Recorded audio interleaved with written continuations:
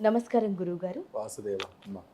గురువుగారు ఈ రోజుల్లోనే కాదు, కొంతమంది భక్తుల్లో ఏంటి అంటే, దేవుడా నాకు పలానా సమస్య ఉంది. ఆ సమస్య తీరితే నీ గుడికొచ్చి ఇలా పలానా మొక్కు నేను చెల్లిస్తాను అని మొక్కుకుంటారు. మరి అది ఎంతవరకు కరెక్ట్ అంటారు? ఎందుకంటే దేవుడంటే దేవుడి కోసమే ఎళ్లి దర్శించుకోవాలి. ఇంకొకటి, మరి దేవుడు తీర్చకపోతే మన కోరికలు ఎవరు తీర్చుతారు అనే భావన ఉంటుంది. మరి దేవుడికే కదా మేము చెప్పుకోవాలి. మరి ఇంకొక సామెత ఏంటి? అడగంది అమ్మైనా అన్నం పెట్టదంటారు. మళ్ళీ నేను అడగకపోతే దేవుడికి ఎలా తెలుస్తుంది?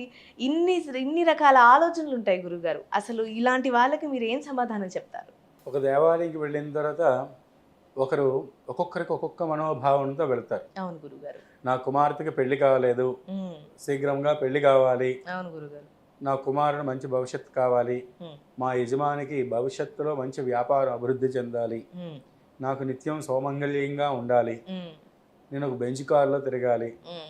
అని ఒక్కొక్కరికి ఒక్కొక్క కామ్యంతో వెళ్తారు. అవును అది గురువుగారు. తప్పు కాదు. తప్పు కాదు. ఈ కామ్యాన్ని చెప్పుకోవడంలో భగవంతుడికి భక్తుడికి మధ్యన ఎవరు ఉంటారు? అర్చక స్వామి ఉంటారు, అర్చక స్వామి ఎవరు గురువుగారు? పూజారి. పూజారి. అంటే అందరికి ఇప్పుడు అంటే పూజారి, పంతులు, పండితులు తెలుసు గాని అర్చక అంటే స్వామి. అర్చక స్వామి అనాలి. పూజారి అంటే అది ఆ శబ్దం మారిపోతుంది. ఆ! ఓకే గురు. అర్చక స్వామి. అర్చకులు ఉంటారు. హ్మ్. ఆ అర్చకుల దగ్గరికి వెళ్ళి అర్చక స్వామి ఏమి అడుగుతారు? అమ్మా మీ గోత్రం ఏమిటి, మీ హ్మ్. వారి పేరు ఏమిటి, మీ పేరు ఏమిటి అడుగుతారు. అవును గురువుగారు. అంటే మీ మనో అభీష్ట సిద్ధిరస్తు హ్మ్. ధర్మార్థకామ మోక్ష చతుర్విధ ఫలపురుషార్థ సిద్ధ్యర్థం హ్మ్. అని చెప్తారు. అవును గురువుగారు. సర్వకామ్యార్థ సిద్ధ్యర్థం హ్మ్. అని ఈ అర్చక స్వామి వెళ్ళి భగవంతుడి దగ్గర సంకల్పపూర్వకంలో చెప్తున్నారా? అవును గురువుగారు. ఆ సంకల్పం అనేది వచ్చిన భక్తులకి సిద్ధిస్తుంది. హ్మ్. ఆ విధానంలో కోరిక నెరవేరుతుంది. ఓకే. భగవంతుడికి భక్తుడికి మధ్యలో అనుసంధానం అనేది అర్చకుడు. అర్థమైందమ్మా? హ్మ్. ఇప్పుడు తాడు పట్టుకొని లాగాలి అంటే ఏమి చేయాలి? అవతల ఉండే వస్తువుకి మనం దృఢంగా కడితే కదా ఆ లాగగలం, ఎక్కగలం. అవును గురువుగారు. ఇప్పుడు ఒక కొండ ఎక్కాలి మీరు. హ్మ్. కొండ ఎక్కాలంటే దానికి ఒక తాడు కట్టడం, దానికి ఒక పట్టుకొని ఏదో విధానంలో అవును గురువుగారు. చేరుకుంటాం. హ్మ్. అయితే మనం కోరుకోవడంలో తప్పు లేదంటారా? తప్పు కాదు. తప్పు కాదు. కానీ అంత అభీష్టంగా కోరుకోకూడదు. ఓకే గురువుగారు. భగవంతుడికి తెలియంది ఏమీ లేదు. అవును అన్నీ గురువుగారు. ఇచ్చినవాడు ఇది ఇవ్వడా? హ్మ్. ఇస్తాడు. అదైపోవాలి, ఇదైపోవాలి అనేది మనలో ఒక భావన. హ్మ్. ఇప్పుడు మీరే ఉన్నారు హ్మ్. స్టూడియోలో. ఈ స్టూడియో అయిపోయిన వెంటనే నేను చక్కగా దద్దోజనం తినాలన్న భావనతో ఉంటాను. హ్మ్. అక్కడ వెళ్ళేసరికి ఏమిటవుతుంది? పులిహోర ఉంటుంది. హ్మ్. ఈ పూటకి సరిపెట్టుకుంటాం. పెట్టుకుంటున్నారు కదా! అంతే. వాళ్ళ యొక్క ఆనంద మనసోత్సాహం అంటారు దాన్ని. ఓకే గురువుగారు. భగవంతుడి దగ్గర మనసోత్సాహం అంటే వాళ్ళ యొక్క ఆనందం కోసం భగవంతుడి దగ్గర చెప్పుకున్నారు. హ్మ్. తీరుతాయి. ఇంక మనకున్నదే ఆ దేవుడు. ఆ దేవుడికే చెప్పుకోకపోతే ఎలా అన్నట్టుగా మన భావన మనం చెప్పుకుంటారు. చెప్పుకోవడంలో తప్పు తప్పు కాదు, లేదంటారు. తప్పు లేదు. ఓకే గురుగారు. అది వాళ్ళ యొక్క సెల్ఫ్ కాన్ఫిడెన్స్. అవును గురుగారు. వాళ్ళని మనం చేయకూడదు. ఆ! చాలామంది చేసేదే దేవుడు కదా! నేనెందుకు మొక్కుకోవాలి? నాకెందుకు ఆశలుండాలి అని అనుకుంటారు. సెటైరికల్‌గా దేవుడు ఒక పేజీలో నువ్వేది కోరుకుంటే అది ఇస్తా అని రాసాడేమో! నువ్వు కోరుకోలేదు అందుకే అవ్వలేదేమో! అంటే 2 రకాలుగా మాట్లాడతారు గురువుగారు. అలాగంటారా? ఆ! అంటే పుట్టేటప్పుడు పూర్వజన్మ సుకృతం హ్మ్. కొన్ని దోషాలుంటాయి. అవును గురుగారు. ఇప్పుడు ఒక మనిషి ఎంతమంది ప్రపంచంలో ఎంతమంది లక్ష్మి అని పేరు లేరు? అవును గురుగారు. ప్రపంచంలో ఎంతమంది గోవింద అని లేరు? అవును గురుగారు. ప్రపంచంలో ఎంతమంది రాజా అని పేరు లేదు? అవును గురుగారు. ఉన్నారు. ఉన్నారు. అందరూ ఒకలా కోటీశ్వరులు అవుతున్నారా? లేదు. ఈ శ్రీనివాస్ అనే వ్యక్తి కోటీశ్వరుడు. హ్మ్. ఇంకొకడు శ్రీనివాస్ అనే పెట్టారు. హ్మ్. కోటీశ్వరుడు అయ్యారా? అయ్యో! అవ్వరు. అంటే ఎవరి కర్మానుష్ఠానం బట్టి వాళ్ళు ఉంటారు. హ్మ్. ఎవరు ఏ విధంగా బతకాలనేది భగవంతుడి నిర్ణయం. హ్మ్.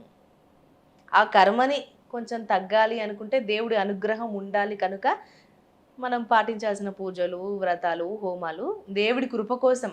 చెయ్యాలి. ఓకే గురుగారు. పూజలు, హోమాలు, యజ్ఞాలు ఎందుకు? భగవంతుడి కోసం కాదు, మన కోసం. మన కోసం. అరటిపండు తీసి నైవేద్యం పెట్టిన తర్వాత నువ్వేం చేస్తున్నావమ్మా? మనమే తింటాం. మరి ఇతరులకు భగవంతుడు ఎందుకు పంచుతాం. తినట్లేదు? ప్రతి ఒక్కటి కూడా హ్మ్. భగవంతుడు కోరుకునేది భక్తి. పరమేశ్వరుడి మీద నీళ్లు వేస్తుంటే అక్కడ ఉండాలి కదా నీళ్లు. అవును గురుగారు. ఎందుకు జారిపోతుంటున్నాయి? ఏదైనా సరే ఆ వస్తువు యొక్క ప్రాముఖ్యత కానీ అక్కడున్న సమయం యొక్క ప్రాముఖ్యత కానీ తెలియజేయడం కోసమే ఇవన్నీ ఉన్నట్టుగా కొంతమంది భావన. కాదు, ప్రాముఖ్యత కాదు. ఉమ్, ప్రతి ఒక్కరిలో ఏమిటంటే పరమేశ్వరుడు నీళ్ళు అభిషేకం చేస్తాం. ఉమ్, చేస్తున్నంతసేపు మనం చేసే వస్తువు ఆయన స్వీకరిస్తున్నాడు అనే భావనతో చేయాలి. ఉమ్, అదే మోక్షం. ఓకే. నైవేద్యం పెట్టాం, ఉమ్, అరటిపండు తిని అనేది అవదు. దానికి ఒక మంత్రం ద్వారా కొన్ని విధాలుగా పెట్టాలి నైవేద్యం. ఉమ్, అది ప్రసాదంగా మారుతుంది. ఉమ్, ఇప్పుడు నడుస్తూ నడుస్తూ నీకు ఒక పళ్ళ బండి కనిపించింది, ఆకలి వేస్తుంది. ఉమ్. అప్పుడు ఆ పండు ఏమిటి చేస్తావు? కొనుక్కొని తింటావు. దేవాలయంలో ఇచ్చే పండు ఏం చేస్తావు? అది తింటాం. ఎలా? శుభ్రంగా కళ్ళకద్దుకొని. కూర్చొని రెండు నేత్రాలకి అద్దుకొని దేవుడి ప్రసాదం అని భక్తి భావనతో ఆ, ఆ ఉండే మిగతాది తొక్కో ఏదో ఉంటుంది తీసి ఒక తొక్కకూడదని వేస్తావు. ఉమ్, వేస్తున్నావా? అవును గురుగారు. అక్కడ దైవశక్తి ఉందా? ఉంది గురుగారు. అంటే నీలో ఒక దైవం ఉందని ఒక భయం ఉందా? ఉమ్, భావన వచ్చిందా? వచ్చింది. ఇక్కడ మరి ఎందుకు ఆ భావన రాలేదు? ఏదో ఆకలిస్తుంది కొంటున్నాం, తినేయాలి తీసుకుంటున్నాం, తింటున్నాం. అలాగే ప్రతి ఒక్క మనుషుడికి కూడా ఓకే. భావన అనేది చెప్పుకోవడంలో తప్పు కాదు. రెండోది ఏమిటంటే దైవం చేసేది ఏది కూడా మనకే వస్తుంది. ఉమ్, ప్రతి ఒక్కటి కూడా మనమే తింటున్నాం. ఆయన ఇచ్చేది ఒక్కటే, భక్తిగా పూజించండి అయ్యా, ఉమ్, భక్తితో నన్ను సేవించండి అయ్యా ఉమ్, అని అందుకే దానికి ఒక పద్యం కూడా, నారాయణ అనే మంత్రానట జిహ్వ ఎప్పుడు కూడా మనం ప్రయాణిస్తున్నప్పుడు కూడా నారాయణ మంత్రం చదవాలి. లేకపోతే పరమేశ్వరుడు శివపంచాక్షరి మంత్రం, అమ్మవారి యొక్క మంత్రం ప్రతి నిత్యం కూడా నిద్రలేచి నుంచి మళ్ళీ నిద్రపోయే వరకు కూడా ఏదో ఒక దైవ సంకల్పంతోనే ఉండాలి. ఉమ్, నిధురలోనైన గోవిందాయను, మెలకువలోనైన గోవిందాయ.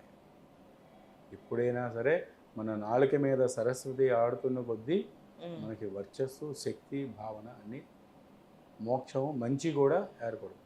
ఓకే. అనుకునే కార్యసిద్ధులు కూడా సిద్ధిస్తాయి. చాలా చక్కగా వివరించారు గురుగారు. ధన్యవాదాలు. వాసుదేవ.